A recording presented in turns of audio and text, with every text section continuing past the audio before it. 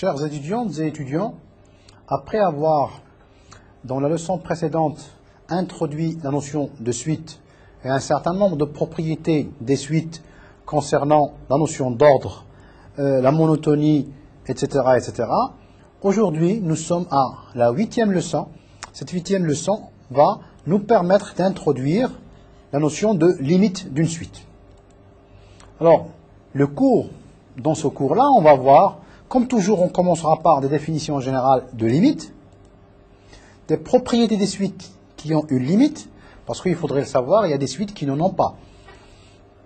Les limites et l'ordre dans la droite numérique HP, c'est-à-dire comment se comporte la limite d'une suite vis-à-vis de la notion d'ordre, et vous remarquez qu'on est toujours obligé de se ramener à la notion d'ordre, et puis bien sûr, vous allez voir aussi avec les autres opérations, suite réelle, monotone et leurs conséquences, et ensuite, et enfin, ce qu'on appelle par suite de Cauchy.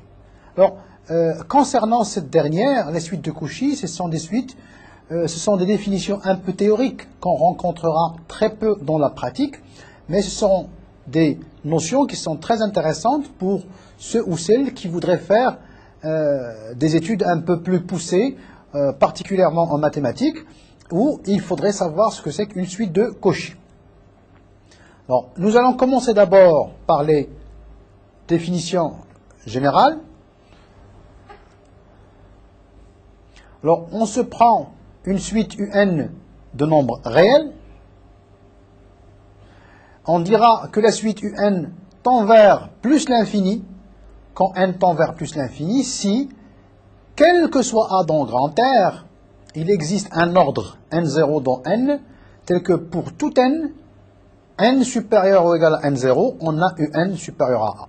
Alors, comment peut-on illustrer ceci sur un schéma? Si on prend l'échelle, ça c'est la droite réelle, et donc, je prends un A quelconque, cela signifie qu'il y a une infinité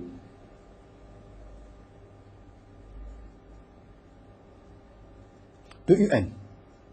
Et bien sûr, ici, il y a un nombre fini de UN. C'est-à-dire que, par exemple, si je prends A égale à 10 000, par exemple, j'aurai ici le N0 égale à 100. À partir de U100, U101, ainsi de suite, ils sont tous quelque part par là, et les autres, ils sont par ici. C'est-à-dire, je peux choisir un A aussi grand que je veux, j'ai une infinité de termes à droite de grand A, et bien sûr, j'ai un nombre fini de termes qui sont à gauche de grand A. Cela signifie qu'en fait, plus A est grand, plus il y a une infinité qui s'accumule. Vous voyez un petit peu le mot, hein, d'ailleurs, a un sens mathématique, mais ici, on l'utilise uniquement dans le sens littéraire du mot. Les UN s'accumulent, s'agglutinent quelque part vers ce qu'on appelle plus l'infini. Ceci est la définition de dire que UN tend vers plus l'infini quand n tend vers plus l'infini. À partir, quel que soit A, dont R, il existe un certain rang à partir duquel ils sont tous supérieurs ou égaux à A. Alors, de la même manière, on dira que la suite tend vers moins l'infini quand n tend vers plus l'infini, si on a le contraire. C'est-à-dire, je prends maintenant, ce qui m'intéresse, c'est quelque part par là, c'est grand A, ici, une infinité de UN, ici, un nombre fini de UN. C'est-à-dire, je choisis A égale, par exemple, à moins 10 000, j'ai une infinité de termes UN ici, et bien sûr, un nombre fini de termes qui sont là. C'est-à-dire, de la même manière que ce qu'on a dit tout à l'heure, les UN s'accumulent, s'agglutinent vers plus l'infini de ce côté-là.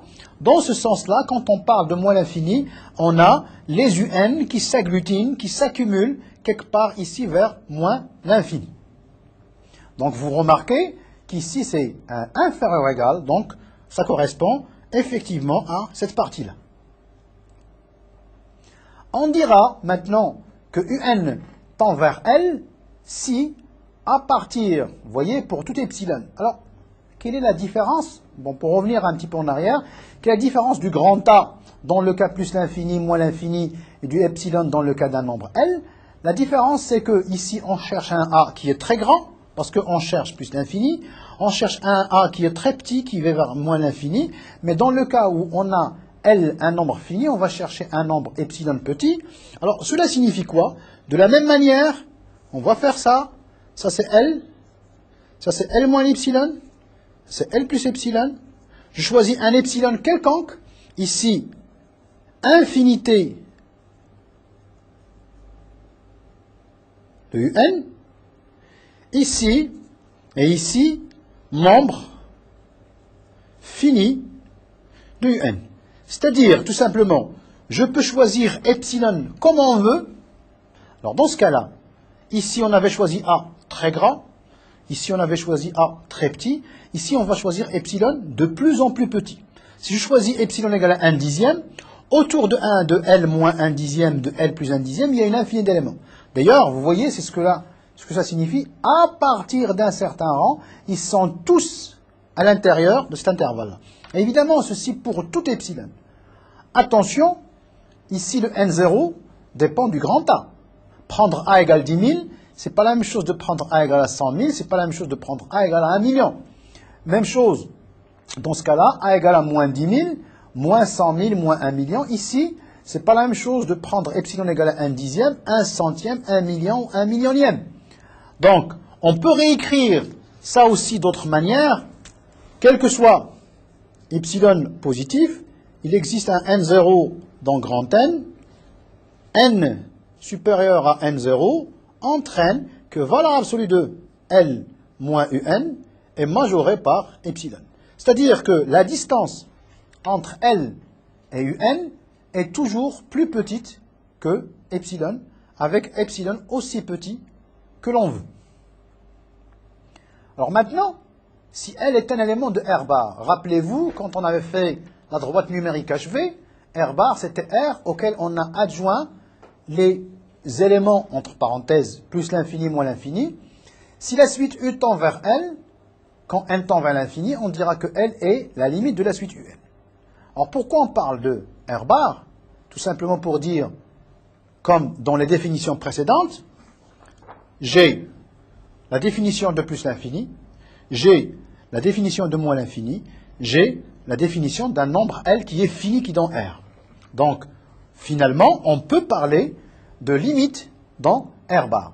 Alors, dans ce cas-là, on note indifféremment, tout dépend un petit peu dans les exercices ou dans les livres ou chez les auteurs, il y a certains qui écrivent limite UL, il y a certains qui écrivent limite de UN quand n tend vers l'infini égale L, ou il y a certains qui disent UN tend vers L quand n tend vers l'infini.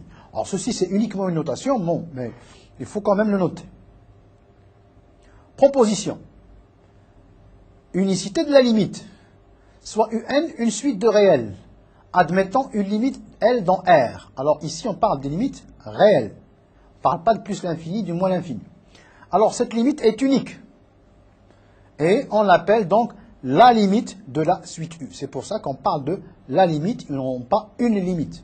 Parce que justement, c'est unique. Si une limite existe, elle est unique. Très très important. Alors, extension au cas des suites complexes. Alors, on avait défini des suites réelles. On peut aussi définir des suites complexes. La seule chose ici que l'on n'a pas le droit de faire, c'est plus l'infini et moins l'infini. Ça n'a aucun sens dans C. Mais, en dehors de plus l'infini, moins l'infini, on peut parler de limite L complexe dans C, et on dira que L est la limite de la suite, de la même manière, quel que soit epsilon positif, il existe n0 dans n à partir de n0.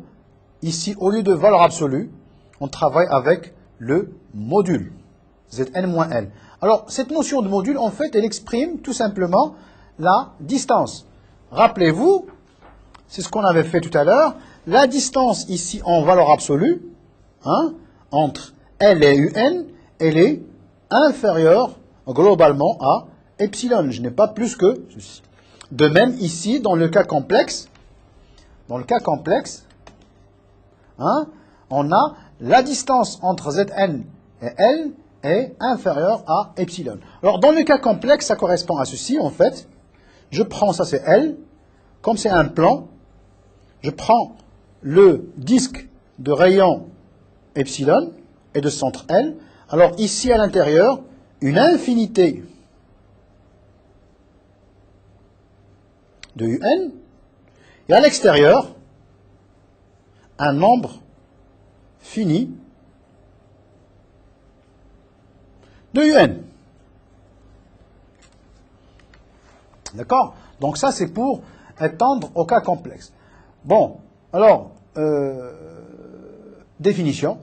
On dira qu'une suite est convergente si elle admet une limite dans K, c'est-à-dire dans R ou dans C. Attention, quand c'est plus l'infini ou moins l'infini, ça ne veut pas dire convergent. Vous voyez ici, c'est très important, dans R ou dans C. C'est parler de convergence, c'est limite finie. Dans le cas contraire, elle est divergente. Soit elle tend vers plus l'infini dans le cas réel, soit elle tend vers plus l'infini, elle est divergente. Soit elle tend vers moins l'infini, elle est divergente. Soit elle n'admet même pas ni plus l'infini, ni moins l'infini, ni L comme limite, elle est divergente. Donc vous voyez ici, on dira que la suite converge si elle admet une limite dans le cas. Le contraire, soit il n'admet pas, soit il admet et c'est plus l'infini, soit il admet et c'est moins l'infini. Dans ce cas-là, elle s'appellera suite divergente. Propriété des suites admettant une limite. Bon, ce qu'on va faire maintenant, c'est, une fois qu'on a défini qu'est-ce que c'est qu'une suite convergente, qu'est-ce que c'est qu'une suite admettant une limite, on va voir maintenant quelques propriétés. Alors, une propriété principale, si UN est numérique, donc à valeur réelle ou à valeur complexe, alors nécessairement elle est bornée. Ça, c'est un exercice, si vous voulez. Hein?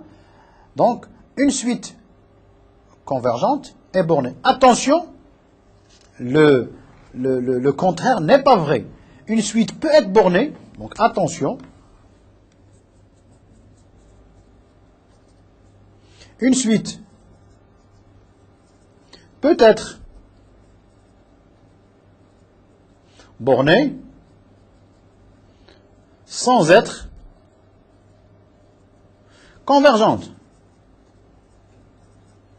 Alors, je donnerai un exemple.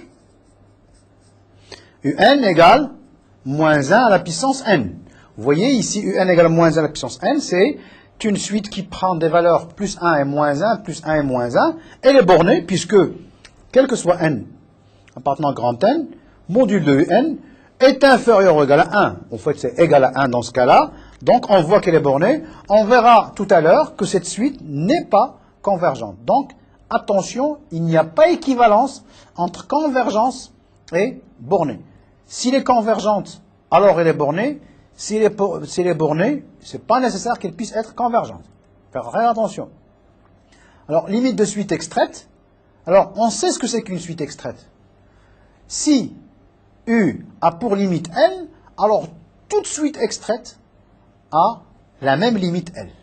Alors, ce résultat-là est très utile pour montrer, dans la plupart des cas, qu'une suite n'admet pas de limite. Alors, exemple d'utilisation par contraposé, si il existe une sous-suite extraite qui n'admet pas de limite, ou s'il y a deux sous-suites qui ont deux limites différentes, la suite ne peut pas converger. Alors, exemple toujours, UN égale à moins 1 à la puissance n. On a U de n, c'est la sous-suite extraite des indices pairs qui est égale à 1.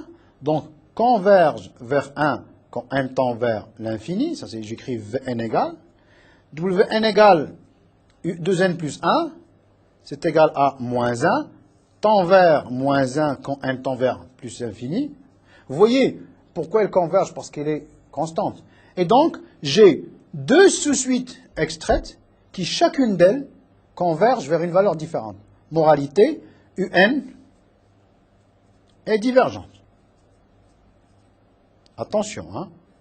Donc, du même coup, on a vu comment utiliser cette proposition sur la limite de sous-suite extraite, et en même temps, on a pu voir un exemple où la suite est bornée sans être convergente. faire très attention un petit peu à ceci.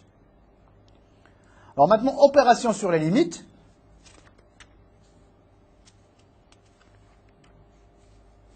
Alors, si limite de un égale à L, alors limite de valeur absolue de un, ou dans le cas complexe module de un égale à L. Attention, il n'y a pas équivalence. Exemple, alors pas d'équivalence, donc limite de un égale à L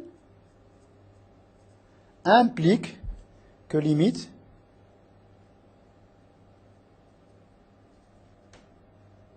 alors là l'inverse n'est pas toujours vrai. Exemple, toujours je prends un égale à moins 1 à la puissance n, vous voyez c'est toujours le même. Hein? Valeur absolue de un égale à 1, elle converge. Donc converge vers 1 quand n tend vers plus infini, sans que un converge. D'accord? Donc vous voyez ici, c'est une équivalence, donc faites très attention. Mais, attention, remarque, l'équivalence est vraie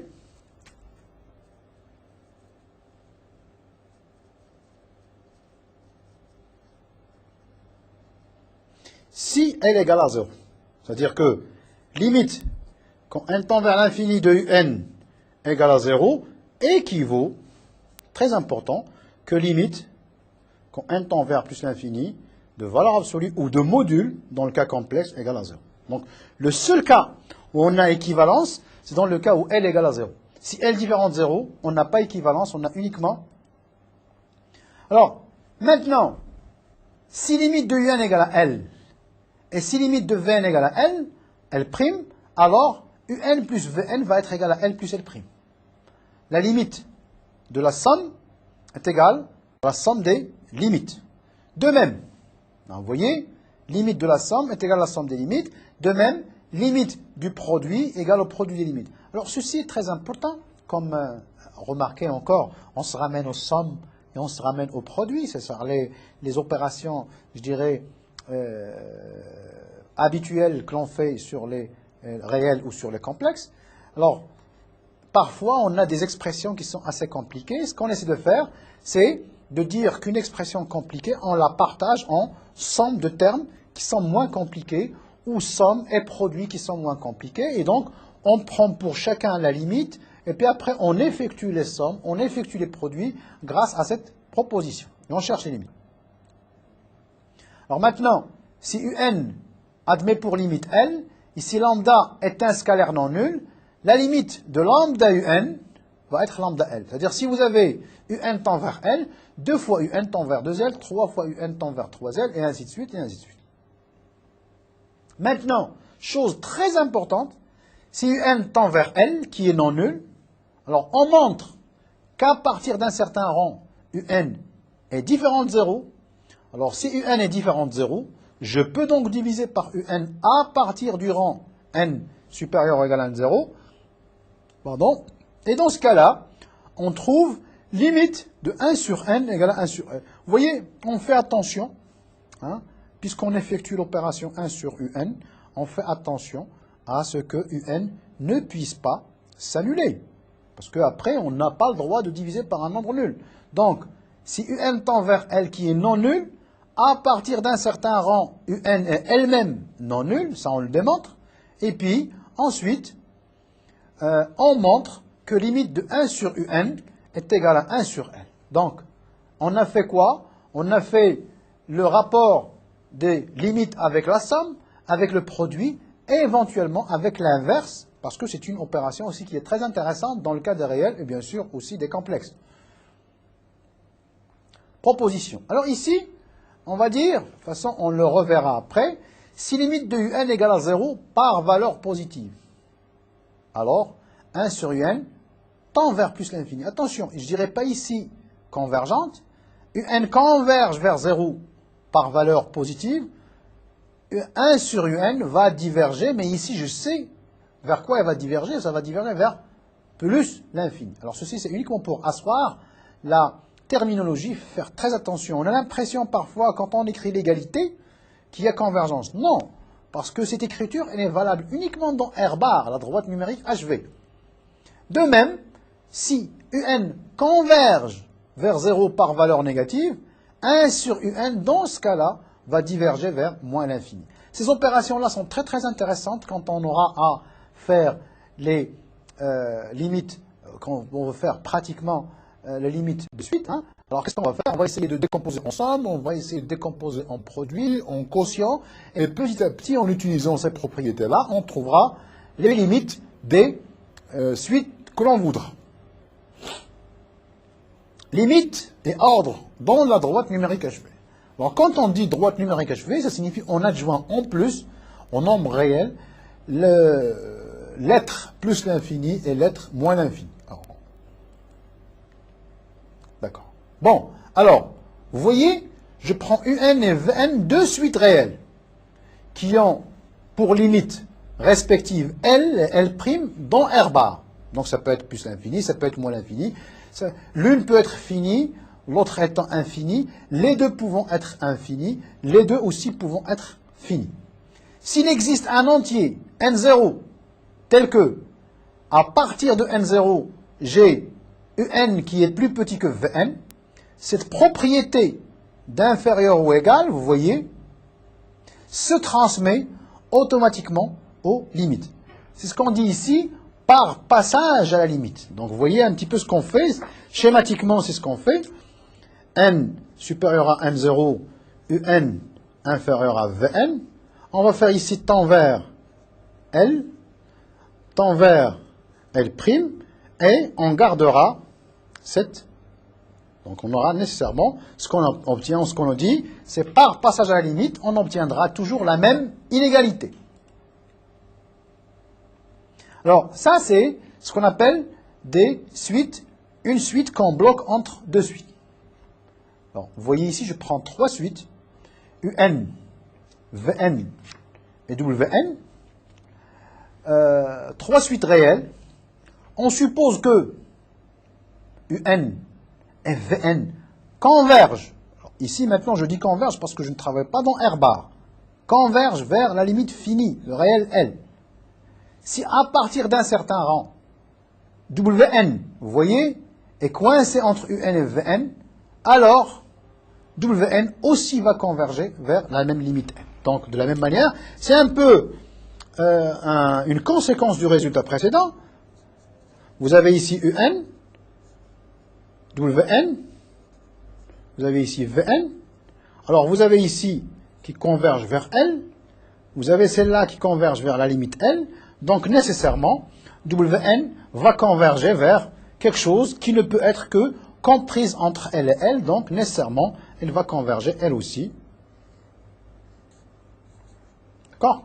Donc, si vous voulez, dans beaucoup de cas, ce qu'on essaie de faire, c'est essayer de coincer une suite entre deux qui ont la même limite.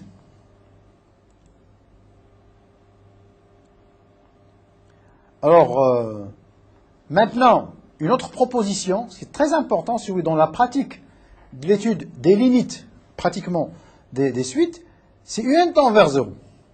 Et c'est à partir d'un certain rang, Vn en valeur absolue est majoré par valeur absolue Un, alors Vn est convergente et converge vers 0. Alors ça, c'est très simple à voir, puisque Vn va être minoré par moins module de Un et majoré par plus module de Un, ou valeur absolue. Alors, Un tend vers 0, on a dit tout à l'heure, Un tend vers 0 équivaut module de Un tend vers 0. Donc, celle-là tend vers 0, celle-là tend vers 0, donc Vn tend vers 0 quand N tend vers l'infini. Alors, maintenant, de la même manière, si Un converge vers 0, et si Vn est borné, alors le produit aussi va tendre vers 0. On va voir, c'est très simple à voir si vous voulez. Alors, vous avez Vn est borné, c'est qu'il existe un M appartenant à R+, tel que, quel que soit N, Vn est majoré par grand M et minoré par moins grand M. Si maintenant je multiplie par Un, hein, alors je multiplie par Un, je peux aussi multiplier par valeur absolue de Un si vous voulez. Vn va être majoré par M, valeur absolue de Un, et minoré par moins M.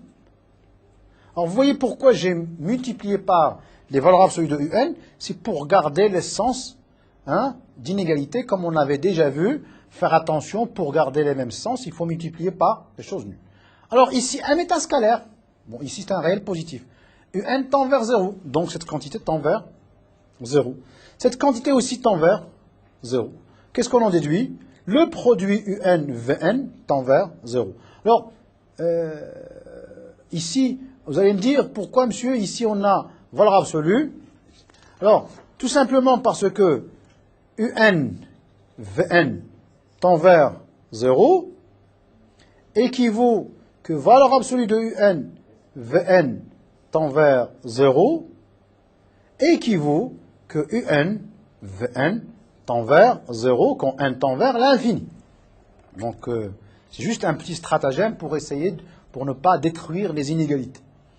Donc, pour garder, mais c'est valable pour 0, ce n'est pas valable pour des limites, elles, non nulles. Si maintenant, UN diverge vers plus l'infini, et si, à partir d'un certain rang, Vn est plus grande que Un, alors, Vn aussi va diverger vers plus l'infini. Ça, c'est les règles de comparaison. C'est un petit peu la relation d'ordre ici qu'on est en train de voir. Un diverge en plus l'infini. Vn est plus grande que Un. Donc, nécessairement, Vn va diverger vers plus l'infini. De même, si Un diverge vers moins l'infini, et si à partir d'un certain rang, Vn est plus petite que Un, alors nécessairement, Vn aussi va diverger vers moins l'infini. Alors, aussi, on peut démontrer des choses de ce type-là. Si U et V sont de suite à valeur positive, telle que, à partir d'un certain rang, l'on est Un plus 1 sur Un qui est inférieur ou égal à Vn plus 1 sur Vn, alors, on obtient Vn converge vers 0, entraîne Un converge vers 0. Un converge vers plus l'infini, entraîne Vn converge vers plus l'infini. Alors, on va revenir un petit peu en arrière uniquement pour voir un petit peu ceci. Vous voyez, ça c'est Un, c'est le plus petit rapport, et Vn correspond au plus grand rapport. Donc, plus petit rapport, plus grand rapport. Dans ce cas-là, si celle correspondant au grand rapport converge vers 0, alors nécessairement celle correspondant au plus petit rapport va converger vers 0. Si maintenant celle correspondant au plus petit rapport diverge vers plus l'infini, alors nécessairement celle correspondant au plus grand rapport diverge vers plus l'infini. Alors ici vous voyez on n'a que plus l'infini puisqu'on avait supposé que Un et Vn étaient à valeur positive.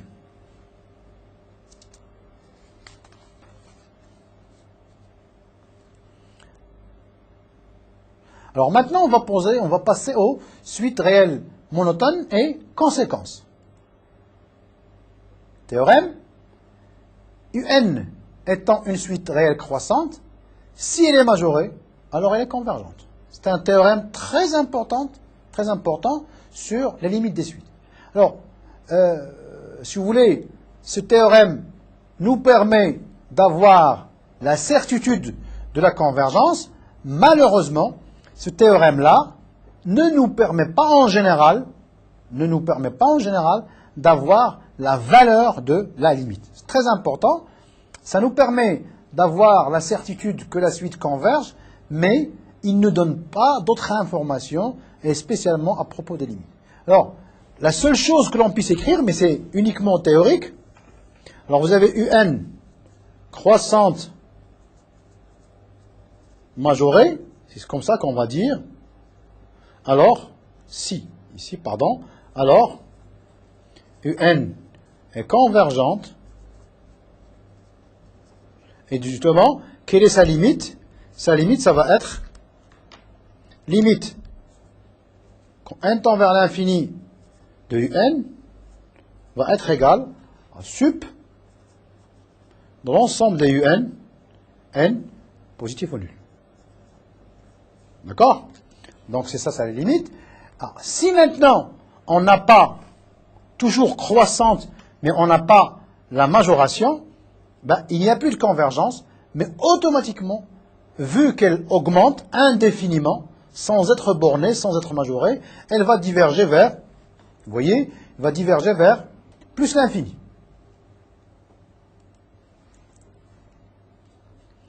Alors, de la même manière, hein, vous voyez, c'est exactement pareil, c'est dans le cas croissant et le cas décroissant.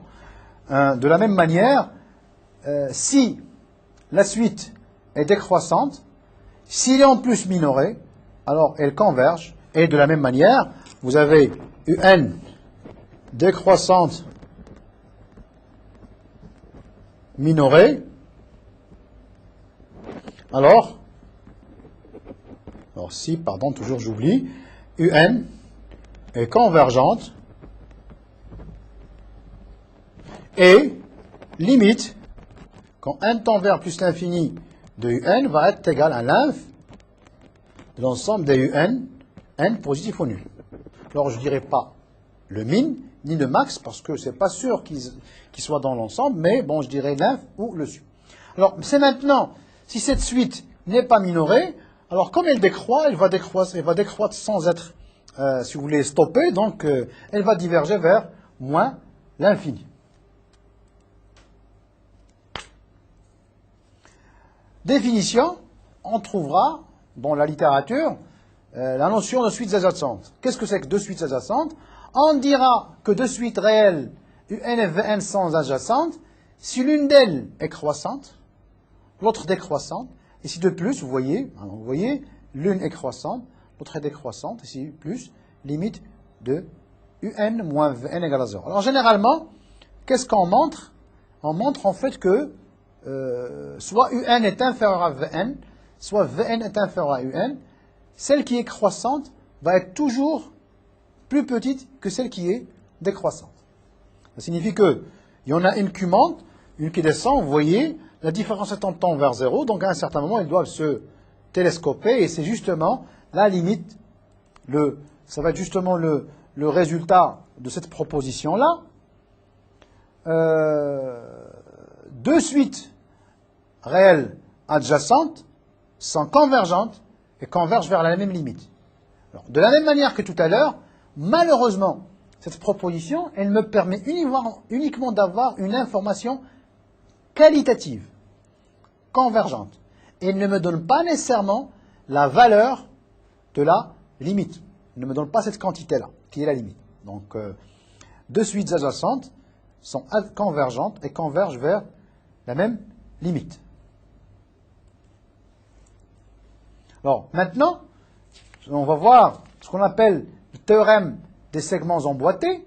Je prends une suite de segments, alors emboîtés, c'est-à-dire ceux qui rentrent l'un dans l'autre. Hein. Donc, vous voyez, ça c'est segment I1, qui contient le segment I2, qui contient le segment I3, qui contient le segment I4, ainsi de suite, et ainsi de suite. La longueur de I1, c'est D1. La longueur du I2, c'est D2.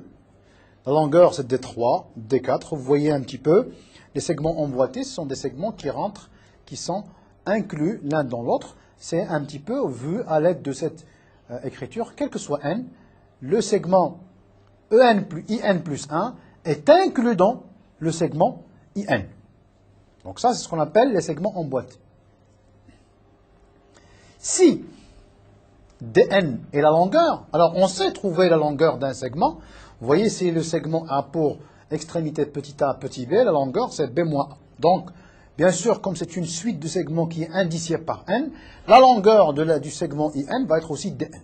Si on suppose, vous voyez l'hypothèse, dn tend vers 0 quand n tend vers plus l'infini, alors l'intersection des segments emboîtés IN se réduit à un unique point qui est égal un certain alpha. Donc vous voyez, il existe.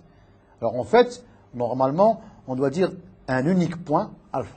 Donc l'intersection de segments IN se réduit à un point. Donc vous voyez, c'est un singleton. Donc, même si on n'a pas écrit ici, il existe unique, le fait d'écrire ici un singleton alpha, ça signifie qu'il est unique. Alors maintenant, théorème, un des théorèmes qui est classique de l'analyse. Alors, j'ai pensé quand même, au moins pour la connaissance, chers étudiantes et étudiants, de l'avoir déjà vu au moins une fois dans sa vie. Qu'est-ce que c'est que le théorème de Bolzano-Weierstrass?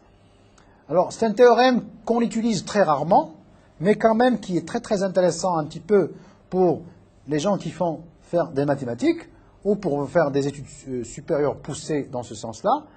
Alors, dans R, de toute suite bornée, on peut extraire une sous-suite convergente. Donc, c'est un théorème très très fort qui précise que, d'ailleurs, l'exemple que l'on peut voir, c'était l'exemple tout à l'heure de moins 1 à la puissance n. Ça, on l'a déjà vu. Je peux extraire la sous-suite des indices pairs qui est convergente. Je peux extraire la sous-suite des indices impairs qui est convergente. Le théorème de Bolzano, il me dit, si la suite est bornée, je peux trouver au moins, vous voyez, au moins une suite qui est convergente.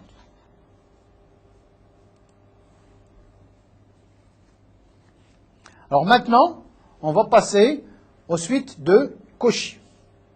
Donc, pour voir un petit peu suite de Cauchy, cette notion encore, c'est une notion qui est un peu théorique, mais qu'on doit quand même connaître, quitte à ne pas trop l'utiliser, mais elle est très très intéressante pour, par exemple, quand on travaillera sur l'ensemble des fonctions, ou là, sur l'ensemble des fonctions qui admettent un certain type, il n'y a plus, on ne travaille plus comme dans R ou comme on verra dans R2 ou dans R3. Donc cette notion de suite de Cauchy va être très très importante. Qu'est-ce que c'est qu'une suite de Cauchy? Alors, une suite de Cauchy, c'est une suite, vous voyez, on dira qu'une suite numérique UN est une suite de Cauchy si seulement si, quel que soit epsilon positif, il existe n0 dans n, tel que, quel que soit n supérieur à n0, quel que soit m supérieur à n0, la distance entre UM et UN est inférieure à epsilon. Alors vous voyez ici, je dis distance, parce que ceci est valable aussi bien dans le cas des suites réelles, bon, vous voyez, numérique, c'est réel ou complexe. Donc, vous voyez, UM moins UN est inférieur ou égal à epsilon. Alors, on va voir une petite propriété ici. Tout de suite, convergente et de Cauchy. Alors on va voir vite la preuve, qui est très simple. Elle est convergente, donc quel que soit epsilon, il existe un n0, n supérieur à n0, on a, vous voyez, un moins L, qui est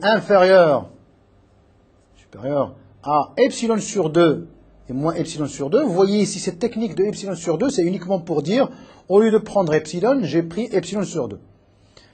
Donc, je vais prendre donc n supérieur à n0 et m supérieur à n0. J'aurai un moins L qui est majoré par epsilon sur 2, qui est minoré par moins epsilon sur 2, moins L qui est majoré par epsilon sur 2, moins epsilon sur 2. Je fais la différence, j'utilise les relations sur inférieur ou égal, j'obtiens un moins qui est inférieur à epsilon, supérieur à moins epsilon. Donc, bien sûr, quel que soit epsilon, il existe tel que, d'accord? Donc, toute suite convergente est de Cauchy. Donc, dans ce sens-là, c'est valable. En fait, on montre aussi que toute suite de Cauchy est convergente dans R. Et ceci permet quand même de voir une équivalence, mais dans le cas uniquement de R ou de R2.